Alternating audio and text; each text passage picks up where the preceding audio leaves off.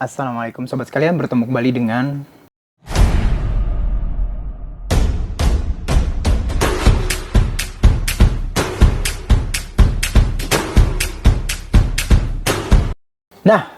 di podcast kali ini ya kita akan lihat ya secara umum apa yang hadir terjadi pada tes Jerez sehari setelah race MotoGP Jerez yang dimenangkan oleh Pecco Bagnaia, Clash of Titan yang menang melawan Marc Marquez kemarin. Oke, kita nggak akan bahas tentang race-nya, kita akan bahas tentang pace-nya teman-teman sekalian. Dan kali ini kita akan melihat update yang terjadi di kubunya Yamaha.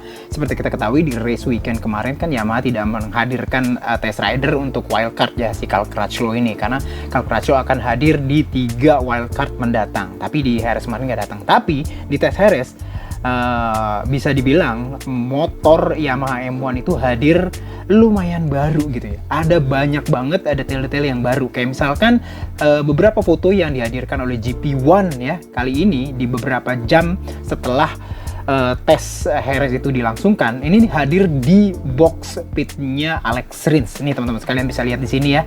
Nih bisa dibilang ini banyak banget yang berubah teman-teman sekalian. Kayak misalkan di bagian fairing depan utama gitu ya. Terus winglet utamanya sekarang dihadirkan jauh lebih masif, lebih besar. Secara umum bentuknya mirip sih, sebenarnya dasarnya sih agak-agak dower ke depan gitu. Namun teman-teman bisa lihat di sini tuh ada 3 buah atau 3 bilah wing di bagian samping ya.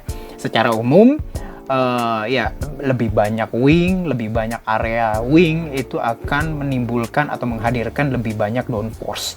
Nah pertanyaannya, downforce itu kan harusnya dia itu akan bisa dibilang berkorelasi kuat dengan power. Nah disinyalir ketika Yamaha bisa menghadirkan aerofairing dengan downforce yang tinggi seperti ini, maka disinyalir engine-nya pun ada sesuatu yang baru gitu ya. Artinya apa? Engine-nya lebih diberikan power lebih banyak, torsi lebih banyak di engine-nya. Dan sepertinya ada banyak hasil yang dilakukan oleh Luca Marmorini di sini. Dan juga teman-teman sekarang tahu kan, Marco Nicotra itu sudah hadir di kubunya Yamaha semenjak di awal tahun ini. Jadi ya banyak banget kehadiran beberapa aspek-aspek aerodinamika. Nah, kayak gitu teman-teman sekalian bisa lihat di sini fairing depannya secara umum yang dipakai oleh Alex Rins ini gede banget sih.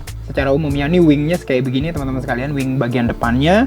Lalu kita bisa lihat lagi juga hadir di bagian samping. Ini kelihatan ya beberapa daerah-daerah yang menggunakan warna hitam karbon. Inilah sesuatu yang baru yang hadir di Yamaha M1 pada saat tes Jerez ini.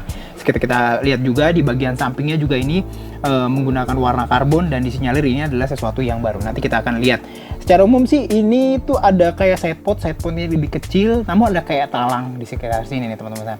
Ya talang inilah yang ya di awal-awal tahun 2024 ini memang masif hadir, seperti kayak misalkan hadir sebagai solusi aerodinamika yang pernah juga dihadirkan oleh KTM kayak gitu ya. Dan teman-teman sekalian bisa lihat di sini Yamaha M1 tetap menghadirkan apa yang namanya downwash duct ya. Jadi secara umum mereka melihat bahwa solusi yang dihadirkan di Yamaha M1 ini tetap menggunakan kombinasi antara downwash duct ya sebagai penghasil downforce, masih disinyalir sebagai penghasil downforce untuk ground effect, cuman agak-agak sedikit beda dengan ground effect fairing gitu ya. Tetap ya sama-sama menghasilkan, artinya daerah bertekanan rendah yang bila dibandingkan dengan daerah bertekanan tinggi lainnya, maka dua perbedaan tekanan ini akan menghadirkan downforce, suatu resep yang udah umum banget yang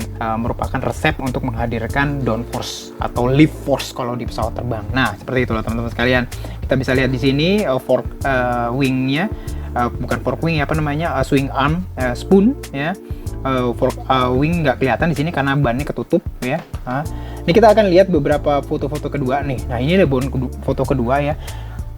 Saya ngelihatnya bahwa ini sepertinya kayak lubang ram airnya dibuat lebih besar sih teman-teman sekalian ya. Ram airnya dibuat lebih besar di sini. Dari sini tuh hadir celah kanan dan kiri. Dan kita bisa lihat di sini ya, ada semacam splitter di daerah samping. Ini merupakan, saya mensinyalir ini adalah splitter untuk menghadirkan udara untuk mendinginkan daerah-daerah kayak misalkan elektronik dan segala macamnya. Dan ini adalah detail dari winglet ketika teman-teman sekalian bisa lihat dari daerah depan. Nah, jadi seperti ini ya, secara umum nih ya, jelas banget terdiri dari 3 bilah wing gitu ya di bagian depan. Tiga pasang sih bisa dibilang seperti itu ya. Lebih rounded ya bagian front cowl-nya atau firing depannya.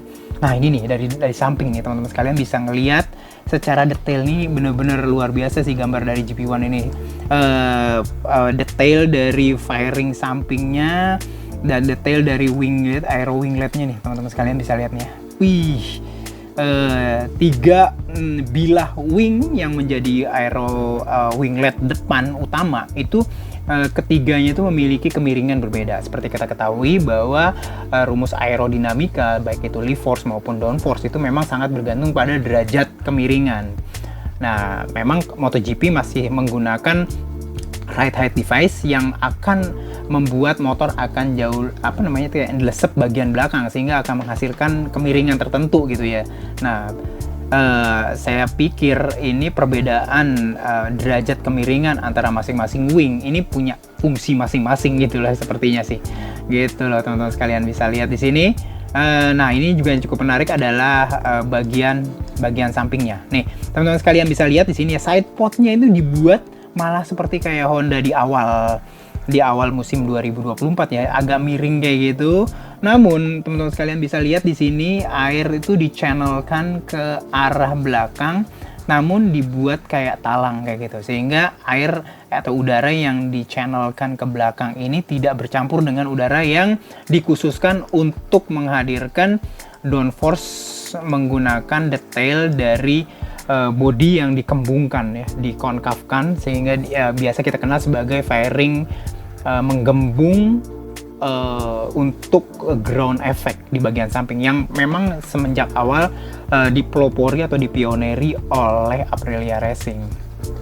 Nah, gitu loh teman-teman sekalian ya.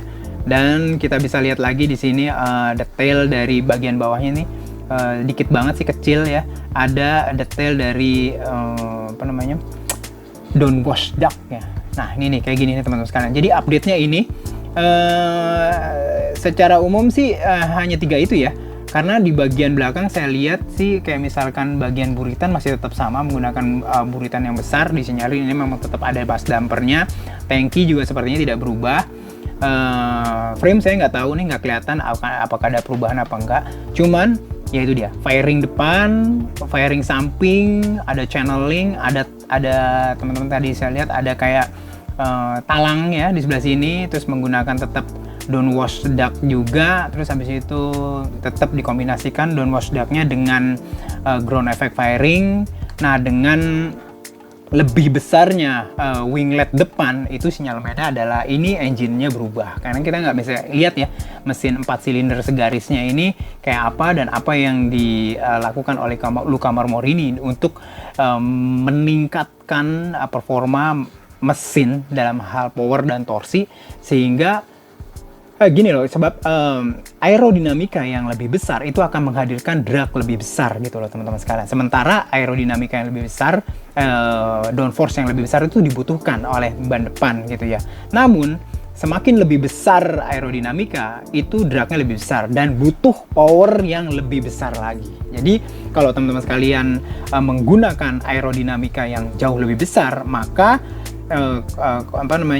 mesin harus ditambah power dan torsinya. Jadi memang seperti itu tuh. Jadi antara mesin dengan aerodinamika itu harus ada korelasi kuat dalam pengembangan. Nah, jadi seperti itulah teman-teman sekalian, beberapa gambar-gambar yang dihasilkan pertama dari Jerez test dari GP1. Mudah-mudahan bisa bermanfaat buat teman-teman sekalian. Sampai berjumpa di review selanjutnya. Assalamualaikum warahmatullahi wabarakatuh.